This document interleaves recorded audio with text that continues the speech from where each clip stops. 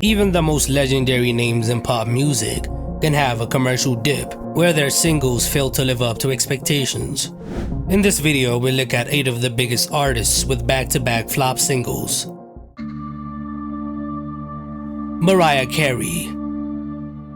Following the difficult period after her 2001 film Glitter and its soundtrack, Mariah Carey staged a comeback with her 2002 album Charm Bracelet. Its lead single Through the Rain kicked off the era and was meant to be like her early ballads, but the single flopped, peaking at number 81 on the Billboard Hot 100, a shockingly low placement for an artist who just a few years earlier was collecting #1 hits with ease. In international markets, it performed better, but it still fell short of expectations. Her follow-up single Boy I Need You featuring Cameron attempted a more trendy R&B hip-hop crossover sound that was popular at the time. Despite a colorful anime-inspired music video, the song peaked at number 68 on the Hot R&B hip-hop charts and didn't manage to touch the Billboard Hot 100. Its underperformance continued the narrative that Mariah was struggling to connect with the mainstream audience during that era. She had been one of the most reliable hitmakers of the 90s, but going into a new millennium, it seemed like her time was over. The back-to-back flops from the first 2 singles of Charm Bracelet marked one of the lowest commercial points of Mariah's career. However, she would eventually bounce back with her 2005 mega hit We Belong Together and the multi-platinum album The Emancipation of Mimi.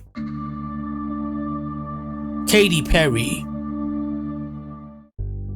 Katy Perry became an iconic pop star in the early 2010s, but her power as a chart topper declined later into the decade. After the disappointing performance of her 2020 album Smile, she took a hiatus. In 2024, she announced her comeback with the release of her single Woman's World, which was met with a lot of controversy. The song's message of feminism was seen as surface level, and the involvement of Dr. Luke in the production turned a lot of people off. The music video, which was also meant to be satirical, also failed. The song debuted on number 63 on the Billboard Hot 100 before dropping off entirely the next week, which was really bad, especially for a Katy Perry lead single. The follow-up, Lifetimes, dropped on August 8, 2024. It was a house song dedicated to her daughter, aiming to course-correct with a dance-friendly sound, but it did even worse, failing to chart on the Billboard Hot 100 and reaching only number 89 in the UK, showing the huge decline of her commercial pull. The back-to-back flops of Woman's World and Lifetimes cast a shadow over Katy's 143 era. The album itself debuted on number 6 on the Billboard 200, becoming her lowest charting position to date, and it received historically bad reviews, with a Metacritic score of 37 out of 100, the lowest of her career. The era ended up becoming one of the most disastrous eras from a big pop star ever.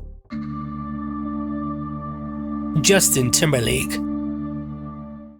After a 5-year gap since his 2013 hit album The 2020 Experience, Justin Timberlake returned in January 2018 with Man of the Woods, launching the era with the lead single Filthy. Despite Timberlake's superstar status and a high-profile Super Bowl halftime show scheduled just a month later, the song failed to capture the same cultural moment as his previous lead singles, like Sexy Back or Suit and Tie. Filthy debuted on number 9 on the Billboard Hot 100, but it quickly tumbled down the charts, with its experimental funky sound and robotic visuals not really matching the mainstream pop trends of the time. The follow-up single Supplies, released just 2 weeks later, performed even worse. The Pharrell-produced track peaked at a disappointing number 71 on the Billboard Hot 100 and barely made a dent internationally. Its music video garnered some buzz, but the song failed to gain significant radio play or streaming traction. Fans and critics were divided over Timberlake's new sonic direction. These 2 back-to-back singles marked a rare commercial misstep for him. While Man of the Woods debuted on number 1 on the Billboard 200, the singles failed to generate lasting hits, making it a flop era. Christina Aguilera. When Christina Aguilera kicked off her Liberation era in 2018, expectations were high after a 6-year break since Lotus. The lead single Accelerate featuring Ty Dolla $ign and 2 Chainz was a bold choice. It was an experimental track produced by Kanye West. However, the risk didn't pay off commercially. Despite critics loving its unconventional sound, the general public didn't agree, as the song failed to chart on the Billboard Hot 100 entirely and peaked only on number 24 on the US Digital Songs chart. On streaming platforms, it struggled to gain any traction, and it wasn't a fit on radio either. Hoping to regain momentum, Christina followed it up with Fall in Line featuring Demi Lovato, a power ballad with a strong message. While the song did earn a notable performance spot at the 2018 Billboard Music Awards, it underperformed on the charts, not even charting on the Billboard Hot 100, and going on to sneak in at number 99 in the UK. The back-to-back underwhelming performances of these singles significantly affected the Liberation era. With no breakout hit from the album, Liberation debuted at number 6 on the Billboard 200 and quickly fell down the charts, becoming her flop era. Lady Gaga.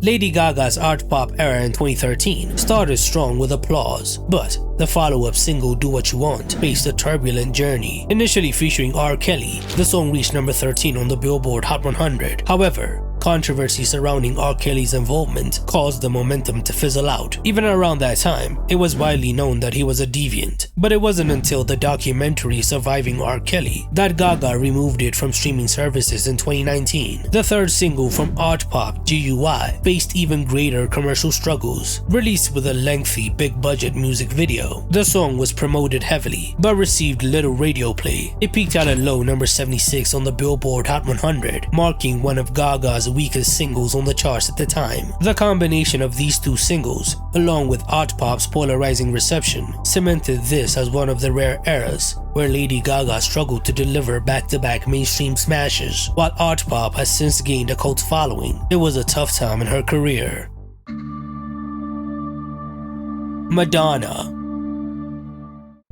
By the mid-2010s, Madonna was still one of pop music's most recognizable names, but her chart dominance had faded significantly. Living for Love, the lead single from her 2015 album Rebel Heart, was intended to be her big comeback moment. The song had all the makings of a Madonna anthem, with uplifting house-inspired production, but it didn't quite hit the mark. Despite a heavily hyped live performance at the Grammys, it didn't even touch the Billboard Hot 100, making it one of her lowest charting lead singles. While it did better on the Dance Club Songs chart, hitting number 1, its mainstream radio presence was minimal. Following that, Ghost Town was released as a second single from Rebel Heart, and critics praised it as one of Madonna's strongest songs in years. The song was a softer banger with that EDM sound, but despite glowing reviews from critics, it failed to make it on the Billboard Hot 100 entirely, which was surprising for a legend who once dominated the charts. This back-to-back underperformance was a turning point in Madonna's late career. Although she continued to sell out tours and remain a cultural icon, Rebel Heart became one of her least commercially successful eras. For the first time in decades, Madonna had 2 consecutive singles fail to leave a major mark.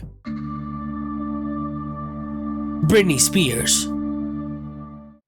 In 2001, Britney Spears was at the peak of her fame, but her Britney album marked a deliberate shift from her teen pop image to a more mature, edgy sound. I'm a Slave for You, produced by the Neptunes, was chosen as the lead single. The sexy R&B infused track received heavy media coverage because of Britney's provocative MTV VMA performance with a live python. But surprisingly, despite all the hype, the single peaked at only number 27 on the Billboard Hot 100, and it became a signature song in her career. Its chart run was disappointing in the US. The follow-up single, Overprotected, was released in early 2002 and offered a more personal take on Britney's life in the spotlight. There were 2 main versions, the original pop version for international markets and the Darkchild remix for the US. Despite all that, the single only managed to peak at number 86 on the Billboard Hot 100. Internationally, it performed better, but by Britney's standards around that time, it was considered a flop. These 2 singles marked an unusual moment in Britney's career. While she was still a global superstar, there was a dip in her chart performance. The Britney era was still successful overall, debuting at number 1 on the Billboard 200 and selling millions worldwide.